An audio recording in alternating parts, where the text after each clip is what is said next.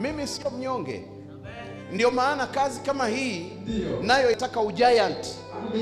Wewe unafikiri leo unachunga kanisa, alafu anakuja mjumbe anasema hivi, anakuja na huyu naye mshirika naye ana mawazo yake, anakuja na mke wako ana mawazo yake, anakuja na mtoto naye anashauri hivi, anakuja na jirani mnayeelewana naye analeta ushauri wake. Vipi ukifuata mashauri ya wote? Una kazi ya kuonekana. Lazima uwe gaidi, umpuuze huyu, umpuuze yule, umpuuze huyu, umpuuze yule, alafu usikilize sauti ya Mungu iliyoshuka kwako. Kazi itaenda. Sasa hivi hesabu 1 2 3 4 5 6 7 8 9 10, hao mbele tu peke yao, wote wakuletee mawazo. Kila mtu atakuwa na mawazo mazuri, alafu waambie wakuletee mawazo kuhusu hili kanisa, alafu fuata ya yule wa kwanza, fuata ya huyu wa pili, wa tatu, alafu kila mmoja jitahidi kuyafanya.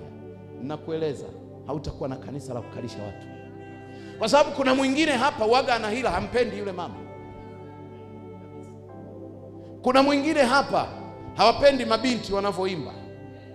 Kuna mwingine hapa hawapendi hawa vijana wanapoingia kanisani kwa ajili ya kumtafuta Mungu.